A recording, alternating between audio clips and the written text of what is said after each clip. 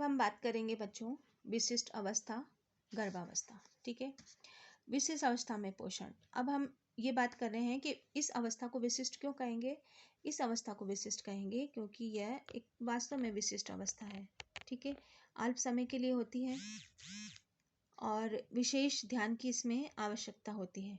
ठीक है, गर्भावस्था एक अस्थायी एक एवं विशिष्ट शारीरिक अवस्था है। यह सामान्यतः 280 दिन, 9 माह, 7 दिन, 40 सप्ताह की होती है। गर्भावस्था में गर्भवती स्त्रियों के गर्भाशय में निषेचित अंड कोशिका भ्रूण पश्चात एक गर्भस्थ शिशु का रूप धारण करता है, जिसमें जन्म के समय 3 किलो का वजन होता है।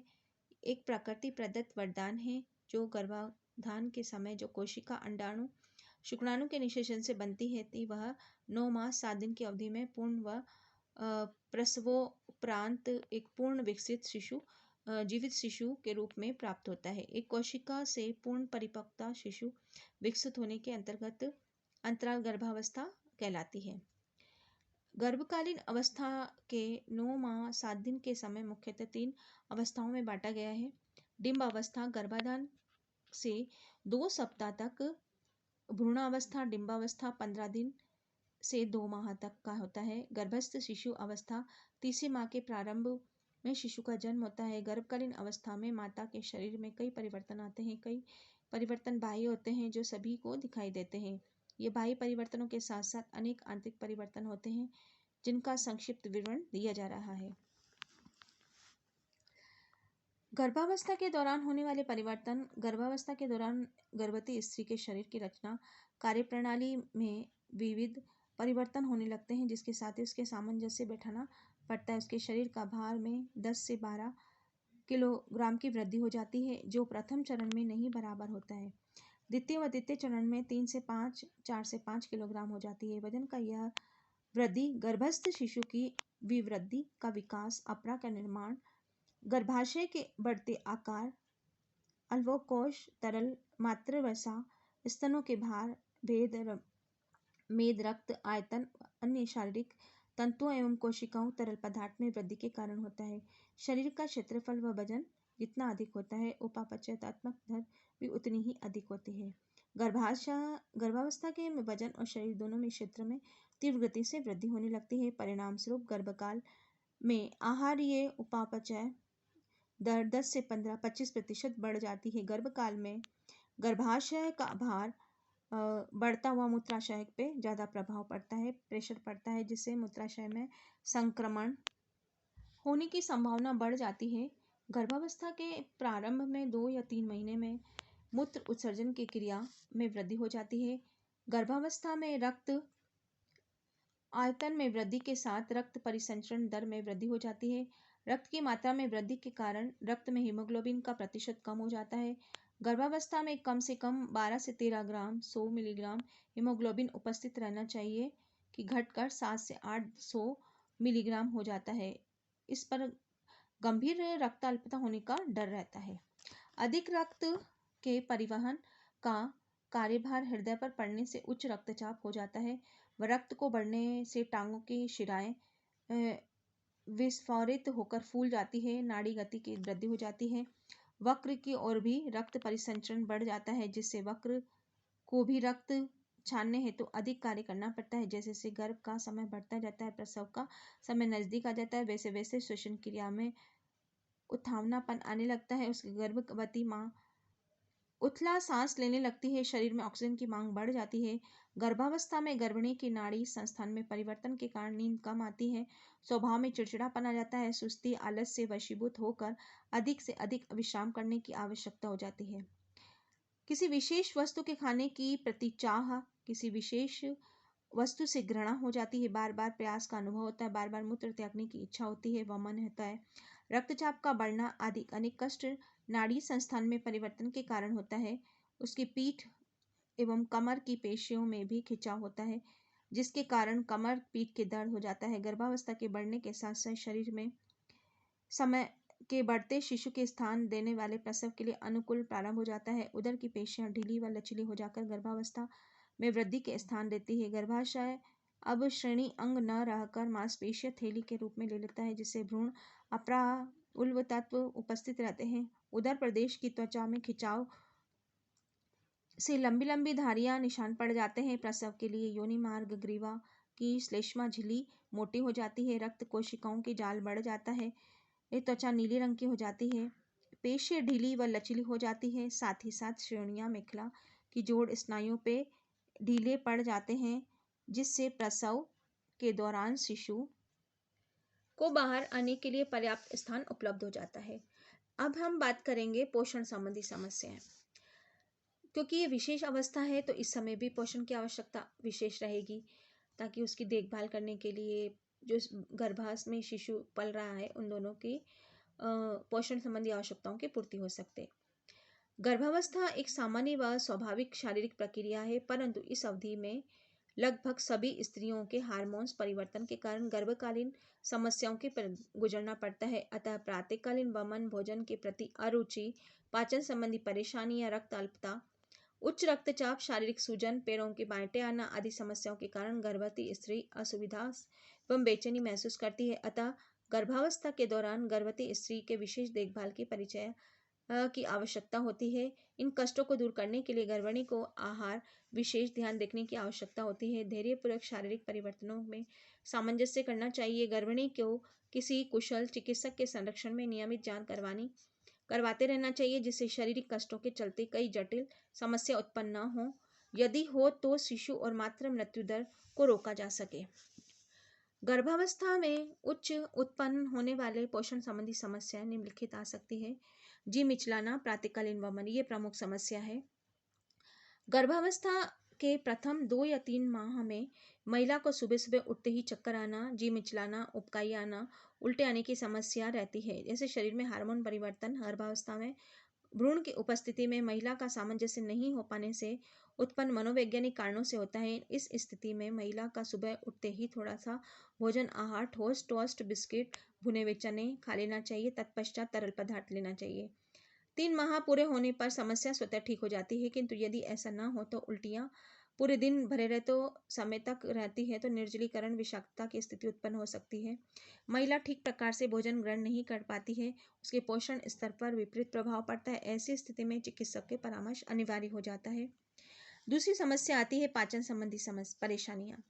गर्भावस्था के बढ़ते आकार की वजह से आमाशय का दबाव बढ़ जाता है। साथ ही इस अवस्था में प्रोजेस्टेरोन नामक हार्मोन्स का स्रावन अधिक हो जाता है। इस हार्मोन की अधिकता से पेशियां मुलायम होकर ढीली पड़ जाती है। इसके प्रभाव से आहार नाल की पेशियों में शिथिलता आ जाती है। आंतों की क्रमांकुचन दर की होने के कारण भोजन के आगे की ओर अग्रसित होने नहीं हो पाता है। आमाशय में 40 से 48 घंटे तक बिना पचे पड़ा रहना, अपचित की परेशानी हो जाती है। कई बार अम्लीय भोजन आमाशय के आहार नली में पहुंच जाता है। फलतः डकाने, छाती में जलन की समस्या उत्पन्न हो जाती है। बड़ी आंतों के जल में पुनर्अवशोषण की दर बढ़ जाती है, जिससे मल सूख जाता है। पेशियों में शिथिलता पड़ जाती है, कारण सूखे मल के उत्सर्जन में कठिनाई पड़ जाती है। कब्ज की शिकायत हो जाती है। गर्भावस्था में रक्त की आयतन में वृद्धि होने के कारण शरीर की सभी शिराएं फूल जाती हैं। मलद्वार की फूली हुई शिराओं पर शुष्क मल उत्सर्जन का दबाव पड़ता है, जिससे इन शिराओं पर फटने का भय रहता है। शुष्क मल के निष्कासन के समय शिराएं फट जाती है, जिससे कि रक्त स्राव होने लगता है। बबासर अधिकांशतः कब्ज की शिकायत होने लगती है। पाचन संबंधी इन परेशानियों से निपटने के लिए आहार व्यवस्था में निम्नलिखित परिवर्तन करना चाहिए। एक बार भरपेट भोजन न करके दिन में 5-6 बार थोड़ा थोड़ा मात्रा में भोजन करना चाहिए। भोजन में प्राकृतिक रेचक भोज्य पदार्थों को सम्मिलित करना चाहिए। पर्याप्त मात्रा में जल व तरल पदार्थों का अधिक सेवन करना चाहिए। आहार व शौच के समय में नियमितता बरतनी चाहिए। शौच जाने से पूर्व गुनगुने पानी में नींबू डालकर पीना चाहिए। सुबह शाम खुली हवा में टहलना चाहिए। हल्का व्यायाम करना चाहिए, जिससे कि पेशियां गतिशीलताएं बनी रहे। फिर तीसरा आता है रक्ताल्पता, उच्च रक्ताल्पता और सूजन। गर्भावस्था में शारीरिक वजन बढ़ने के साथ साथ ही रक्त की कुल मात्रा में 1 से 2 लीटर तक की वृद्धि होती है, लेकिन तरल रक्त में वृद्धि के साथ साथ हीमोग्लोबिन की अनुपातिक वृद्धि नहीं हो पाती, जिससे महिला के रक्त की हीमोग्लोबिन स्तर सामान्यतः 12 से 14 ग्राम 100 मिलीग्राम से गिर जाता है। ऐसे में हीमोग्लोबिन का स्तर 11 से 100 ग्राम सम होने से महिला के रक्ताल्पता की अवस्था में माना जाता है। कभी कभी तो यह स्तर 7 से 8 मिलीग्राम तक गिर जाता है, जिसके भयंकर रक्ताल्पता होने की महिला के पोषण स्तर में शिशु के विकास दोनों का बुरा प्रभाव पड़ता है। रक्त की मात्रा में वृद्धि होने से हृदय की अधिक रक्त परिवहन का कार्यभार बढ़ जाता है। शिराओं रक्त नलिकाओं को भी अब अधिक रक्त वाहन करना पड़ता है। अतः सामंजस्य बिठाने के लिए शिराएं विस्फाटित होकर फूल जाती है, किंतु फिर भी शिराओं में रक्त का दाब बढ़ता रहता है, जिससे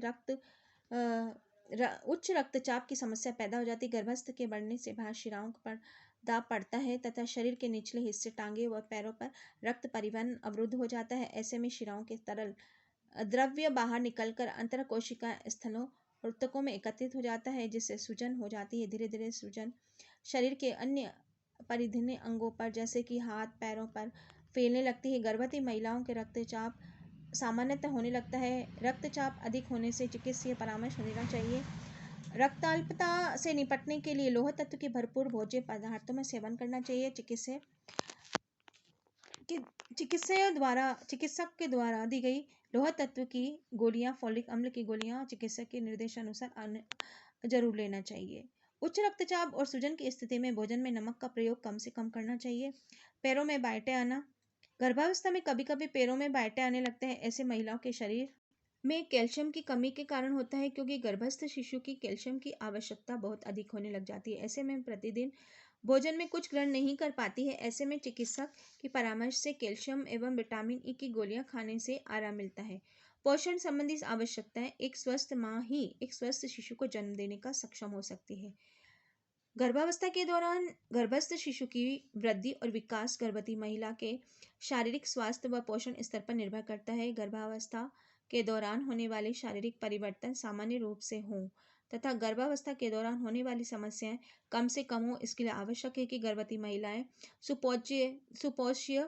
पोषित गर्भावस्था में पूर्व गर्भावस्था के समय में पोषण का शिशु के स्वास्थ्य पर प्रभाव पड़ता है। यदि माता अस्वस्थ, निर्बल, बीमार, कमजोर, किसी गंभीर बीमारी से ग्रस्त होती तो वह स्वस्थ शिशु को जन्म नहीं दे सकती है। ऐसा भी हो सकता है कि प्रसव के दौरान माँ और शिशु दोनों में से किसी की मृत्यु हो जाए, माँ या शिशु के किसी एक की जान चली जाए। इसके लिए आवश्यक है कि गर्भवती महिला को स्वयं के पोषण आवश्यकता की पूर्ति करने के साथ साथ गर्भस्थ शिशु की पोषण आवश्यकता की पूर्ति भी दैनिक आहार से पूर्ण करना चाहिए। अतः गर्भवती महिला के लिए पौष्टिक तत्वों के दैनिक मात्राओं की अनुशंसा अतिरिक्त आवश्यकताओं के अनुरूप की गई है।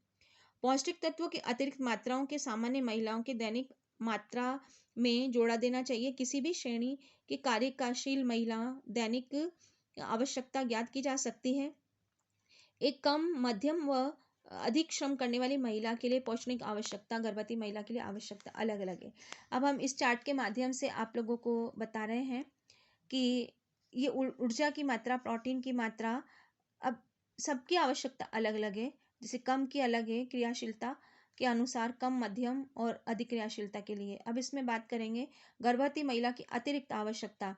ऊर्जा अतिरिक्त कैलोरी 350 कैलोरी की आवश्यकता होती है, ठीक है। और अतिरिक्त 1200 कैलोरी की कैल्शियम की आवश्यकता होती है, प्रोटीन की आवश्यकता होती है, बीटा कैरोटीन की आवश्यकता होती है, थायमिन की होती है, राइबोफ्लेविन की होती है, नियासिन की होती है, अतिरिक्त पैराडॉक्सिन की होती है 2.5, विटामिन सी 60।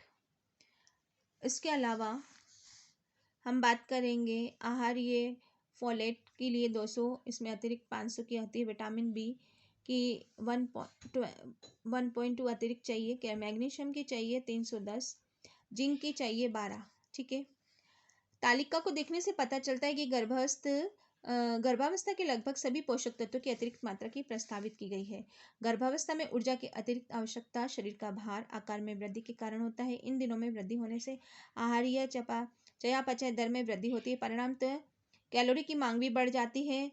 ICMR के भोज्य विशेषज्ञों के अनुसार गर्भावस्था में 350 कैलोरी अतिरिक्त ऊर्जा की आवश्यकता होती है। कैलोरी की प्राप्ति है तो आहार में अनाज, शर्करा, वसा उपयोग किया जाना चाहिए, परंतु बहुत अधिक नहीं। गर्भिणी को एक बार भरपेट भोजन करने न करके थोड़ी थोड़ी मात्रा में दिन भर भोजन करते रहना चाहिए, 5-6 बार हम मान सकते हैं। गर्भवती महिला के लिए अतिरिक्त प्रोटीन की आवश्यकता शरीर में होने वाली सामान्य टूट फूट को नियमित मरम्मत के लिए गर्भस्थ शिशु के शरीर का निर्माण तथा उनके स्वयं के नए ऊतकों के तंतुओं के निर्माण के लिए होता है। प्रोटीन की आपूर्ति के लिए गर्भवती के अपने आहार में उच्च गुणवत्ता वाले प्रोटीन युक्त भोज्य पदार्थों को जैसे दूध, पनीर, सोयाबीन, मेवे, अंडा सेवन अधिक करना चाहिए। गर्भावस्था गर्भकाल में वसा बढ़ाने के लिए आवश्यकता नहीं होती है, क्योंकि आहार में वसा का अधिक प्रयोग करने से गर्भस्थ में चर्बी का संग्रह हो जाता है, मोटापा बढ़ जाता है। मोटापा होने से बीमारियां उत्पन्न हो जाती है। संतृप्त वसा जैसे घी, डालडा आदि का कम से कम प्रयोग करना चाहिए, क्योंकि स्वास्थ्य के लिए ज़्यादा हानिकारक हो सकता है। असंतृप्त वसा के लिए उपयोग से स्वास्थ्य के लिए हानि लाभदायक है। गर्भस्थ शिशु की अस्थियां और दांतों के निर्माण के लिए अतिरिक्त कैल्शियम की आवश्यकता होती है। दैनिक भोजन के लिए कैल्शियम के निरंतर आपूर्ति नहीं होने से दशा में गर्भस्थ शिशु माता के शरीर में हड्डियां, दांतों से संचित कैल्शियम की आवश्यकताओं में पूर्ण करता है। परिणाम स्वरूप माता की अस्थियां और दांतें दुर्बल हो जाते हैं तथा उसे अस्थि मृत्यु रोग भी हो जाता है। इसे गर्भकाल में के 1.2 प्रति कैल्शियम सेवन करना चाहिए। कैल्शियम की अत्यधिक आवश्यकता की पूर्ति के लिए उच्च कैल्शियम युक्त भोज्य पदार्थ जैसे कि दूध से बने पदार्थ, दूध, दही, पनीर, छाछ, हरे पत्तेदार सब्जियां, पत्ता गोभी, शलजम, फूल गोभी, अंडा आदि आहार में सम्मिलित करना चाहिए। अतिरिक्त आवश्यकता है तो कैल्शियम की गोलियां, टॉनिक का सेवन करना चाहिए। गर्भस्थ शिशु के शरीर में रक्त हीमोग्लोबिन के निर्माण के लौह तत्व की आवश्यकता होती है। यदि माता के आहार पर्याप्त मात्रा में लौह तत्व नहीं होगा तो शिशु माता के रक्त में अवशोषित करने लगेगा।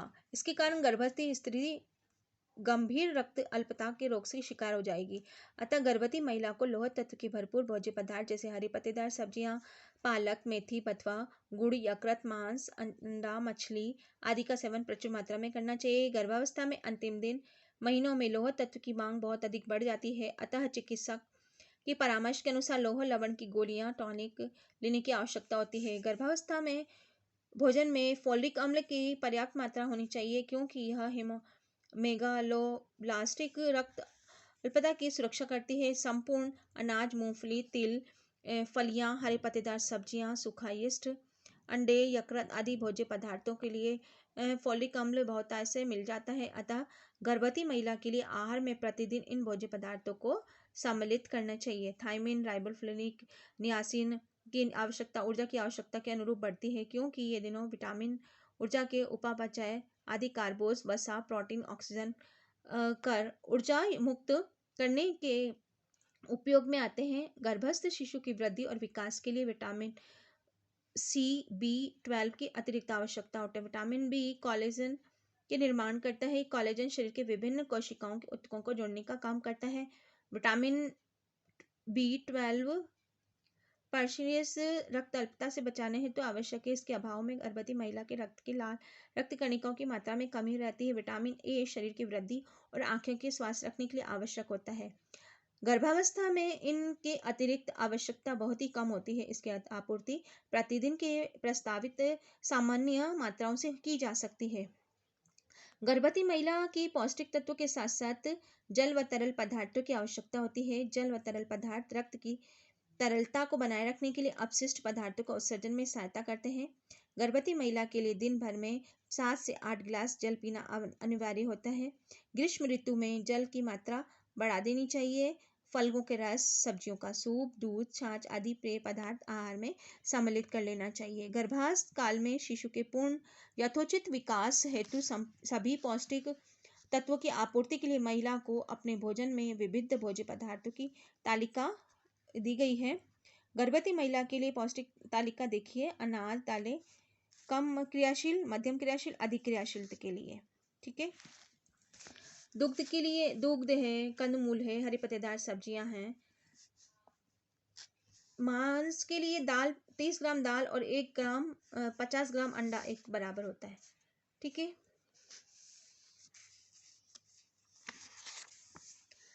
गर्भवती महिला के लिए प्रथम चरण में 3 माह महिला के अतिरिक्त पौष्टिक की आवश्यकता नहीं रहती है। अवस्था में बढ़ने के साथ साथ पौष्टिक तत्वों की मांग बढ़ने लग जाती है, जो कि अंतिम 3 माह में सर्वाधिक होता है। गर्भवती महिला के सुबह सुबह सोकर उठते ही तरल पदार्थ, चाय, कॉफी, दूध, छान पीने नहीं देते हैं, वरन उनसे ठोस पदार्थ जैसे बिस्कुट, टोस्ट, चने भुने हुए खाने लेना चाहिए। गर्भवती महिला को एक बार से अधिक भोजन न देकर 5-6 बार थोड़ी-थोड़ी मात्रा में देना चाहिए।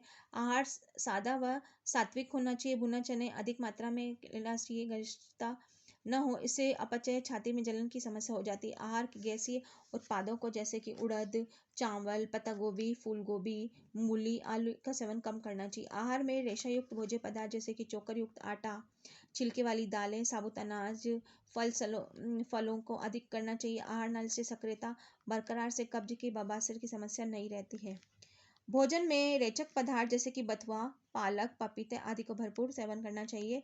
मैदे की रोटी, नॉन मैदे से बने हुए व्यंजन का सेवन नहीं करना चाहिए क्योंकि इससे कब्ज की समस्या हो जाती है। आहार में प्रचुर मात्रा में तरल पेय पदार्थ जैसे कि नारियल पानी, सूप, दूध, फलों का रस, शिकंजी, छाछ के सेवन करना चाहिए। भोजन में दूध व दूध से बने पदार्थ, हरे पत्तेदार सब्जियां, फल, ताजे रस का स्थान देना चाहिए। विटामिन, खनिज लवणों की आपूर्ति हो सकती है। दैनिक आहार में अंडा, मांस आदि सेवन कर सकते हैं। शाकाहारी लोग गर्भिणी के आहार में मिश्रित अनाजों का प्रयोग कर सकते हैं। अनाज, दूध, दाल सम्मिलित करके प्रोटीन की गुणवत्ता बढ़ाई जा सकती है। भोजन में नमक सेवन अत्यधिक नहीं करना चाहिए क्योंकि इससे सूजन की संभावना बढ़ जाती है। रात्रि व भोजन हल्का सुपाच्य होना चाहिए, 2-3 घंटे पहले कर लेना चाहिए। चिकित्सक द्वारा दी गई गोलियों का सेवन नियमित से करना चाहिए। आहार में चाय, कॉफी आदि का उपयोग कम करें। तंबाकू या मादक पेय पदार्थ बिल्कुल नहीं लें। कब्ज होने पर रात्रि में सोने समय 2 चम्मच इसबगोल की भूसी ले लें। 4-5 मुनक्का गुनगुने पानी के साथ ले लें, कब्ज नहीं रहेगी। सोने से पूर्व गर्म दूध को पी लेना चाहिए ताकि नींद अच्छी आती है। तो मैंने ही आपको गर्भवती महिला के दैनिक आहार से संबंधित ये आप लोगों को वीडियो शेयर कर रही हूँ। आप लोग इसको अच्छे से पढ़ लें।